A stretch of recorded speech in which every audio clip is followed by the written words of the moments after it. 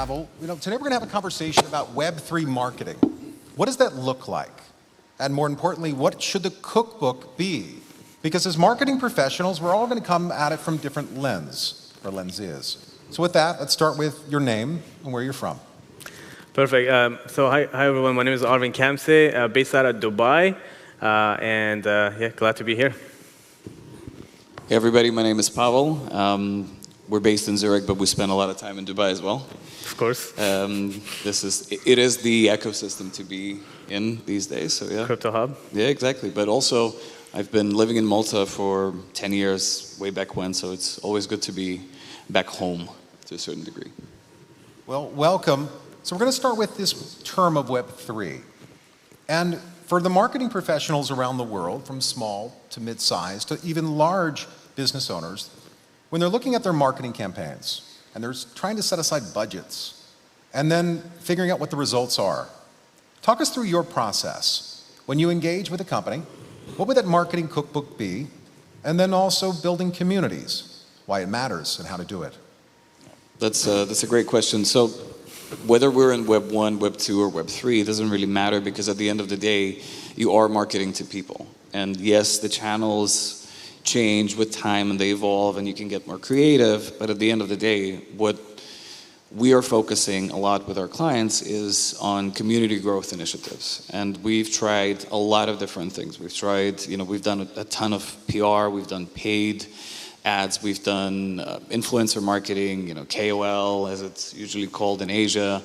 And then what really works with for some of our clients, and our best advice would be, is obviously focus on the community growth initiatives. How can you do that, right? It's identifying who should be part of your community. Should it be, and I'm going to start using some of the crypto terms that I hope that all of you know, right? Degens, I think it's quite an important part of your communities. Then if you're a proper tech startup in the Web3, definitely techies. And then, having a few folks who are coming from traditional industries and really can provide you that link between Web 1, Web 2 to Web 3, being part of your community is also extremely important. And then from that point onward, it's talking to your community, right? It's extremely, extremely important. You need to explain your product, explain the features, explain the benefits, stay honest and transparent as much as possible, obviously. But yeah, that's where we see everything going from our side. Same question to you, of the marketing cookbook. Now, what sort of ingredients, as a marketing professional, should they be putting in, and then measuring that from the performance metric side?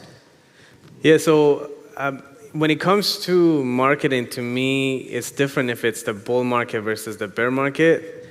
In the bull market, there was a huge focus around build a huge community, and then 30% of them would buy your NFTs, tokens, whatever that was.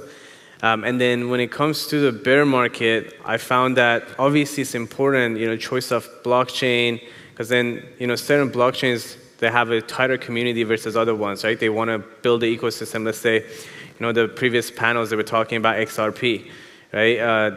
Let's say Cardano, or some, maybe even Solana, like some of the blockchains that they don't have as much going on compared to the larger blockchains, but they want to build. So obviously those are very important. But to me, what I found is that actually community is not the most important factor when it comes to marketing in Web3 at this point in the bear market. And what's really people should focus on first is the product market fit. So meaning, are they actually solving a real problem? And then if they are, then just really lean onto that. Just show people why at this time they're working on this specific project. And then based on that, a community itself will form. And so communities is still important, but I don't think people should focus on building a following. They should focus on building a better product right now. So I think here's the challenge. When you're dealing with communities, because you typically have two types of people. You have the loyalists, and then you equally have the mercenaries. So when you are developing your marketing campaign to reward loyalists, how do you deal with the mercenaries? How do you manage them? And then how do you even spot them? Because sometimes in the beginning you can't see them. They're excited, they're supporting you.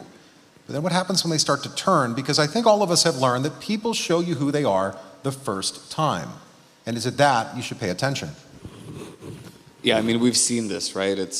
We've seen crazy highs. We've seen projects doing 100x, 300x, 1000.3x,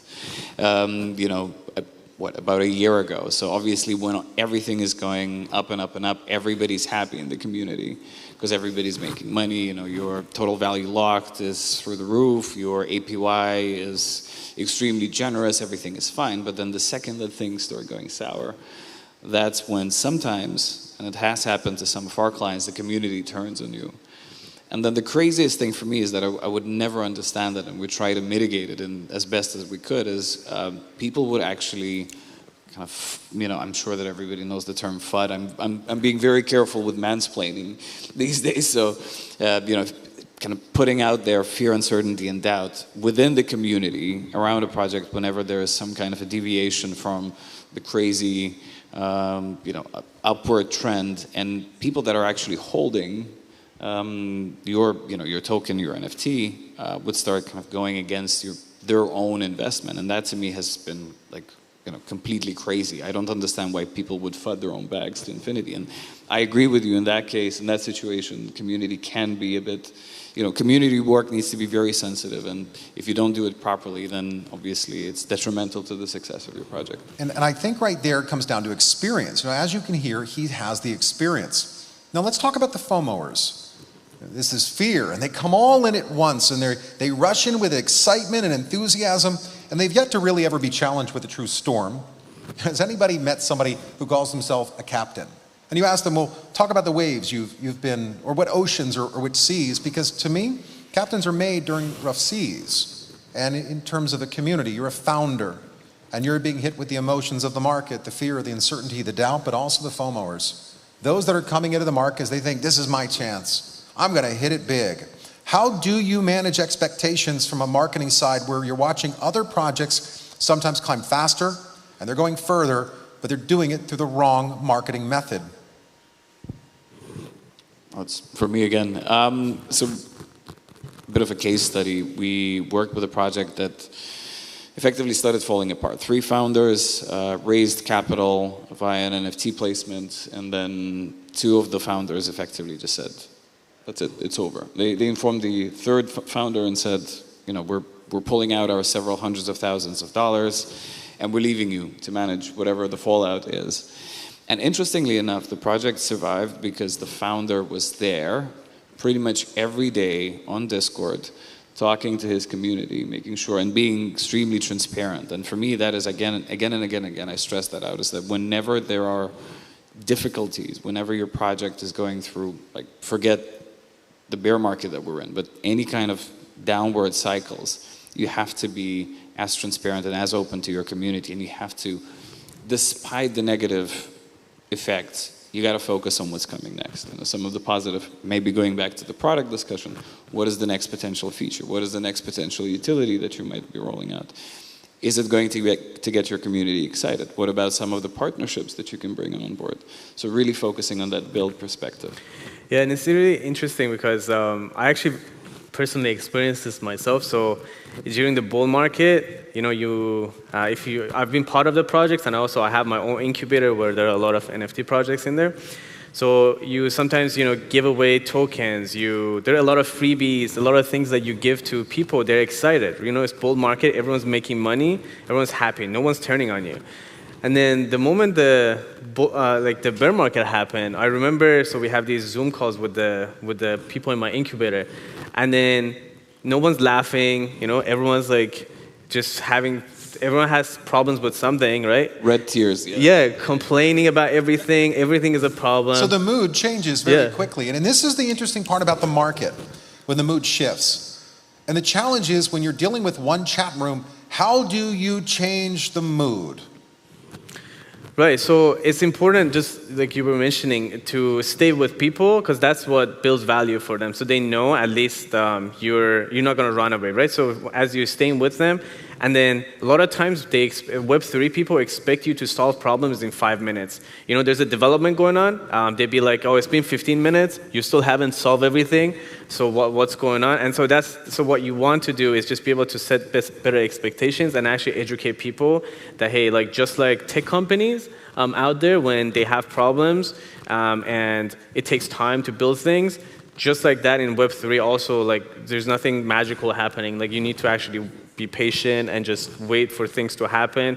And then we don't need to also like just airdrop things to people, just like artificially change their mood for a while you know they're angry for something is not working, right? So just basically being with them and then building great expectations, educating them. And then the good thing is they remember the bear market, so in the next bull run, they'll be the people that they were going to follow you around. Because last time you didn't run away. But then if you do, then you know the reputation is not going to be good, and then no one wants to be with you. That's why there's no more BitConnect, right? This time around. So now going into this founder, you're a founder of a company, and everyone has heard of this name Elon Musk. Think about this. This was someone in the technology side that decided to go out and talk to the users. To me, success leaves clues, and yet I see that so many founders decide to just stay behind the scenes and be quiet, yet expect to have massive, life-changing results. I mean, how many people have heard that person say, I want to be a billionaire? We're going to be the first. So you're not following somebody right now that is in first place. In first place is Elon, to say, get out and talk to your customers. Have them meet you. Dr. Ram, Clayton, they're two business owners, and I will tell you that when they built their user base and continue, they go out and they meet people, and it's exhausting at times. But at the same time, that's how you connect, because you do not connect with people on strengths. You connect with people on weaknesses. When they see you and they understand that you too as a CEO, it is not easy. It is 80 to 100-hour work weeks to those that will succeed, because you will outwork everyone else. So let's talk about prioritizing your life. One of my mentors, Eric Weir, he has a book, and it's called Who's Eating Your Pie? So looking at your schedule, looking at your daily life as a pie, and banana cream pie is my favorite, how should you prioritize your time as a marketing professional? What should be taking your time? Because interacting sometimes with people that are draining you as opposed to fueling you. So go through your process, and then we're going to go through yours. Yeah, so that's kind of interesting. I actually, as a marketer, I made a call for myself to just not spend a lot of time actually with people talking about how I can help them with marketing. So a lot of times you see marketers on sales calls talking about how they can help people with marketing, and then that just takes away from them actually marketing. Or they're online talking about marketing, and on Twitter Spaces, on YouTube channels, all the time you're just talking, and then you'll be wondering when are they actually marketing projects, right? So I actually took the opposite approach. Even like when it came to my website, even for high-ticket products, I just made it so people could just go buy it from the website. So they didn't have to have a conversation with us. So we would spend all that time actually marketing. So I think while it's important to be in the conversations with people, I think it's actually more important as marketers to spend a lot of time just learning, experimenting, and then also just being involved in the actual marketing side of things versus talking about marketing. I would agree to that, and actually that's quite a cool trick that you got there, because if you go on our website, anchorestrategy.com, you'll see that our website is terrible. And I tell my clients I don't have time. I'm with you, I'm ideating with you, I'm spending time with you, I'm pitching new potential clients, and I'm spending time with my team. And that's pretty much the three things that I think that's the marketing mindset, is it not? Yeah. It's what has to be done this way, but doesn't have to. That a simple business card can sometimes go further. So takeaways. You heard now from two of the leading minds. Mine were this: being able to pivot your business model. Because what happens when the wind shifts? What happens when cultural differences begin? What happens when wars break out? To be able to create loyalists. Well, that comes with interaction, but also how to manage ultimately some people that will turn on you. And that's the hard part in marketing.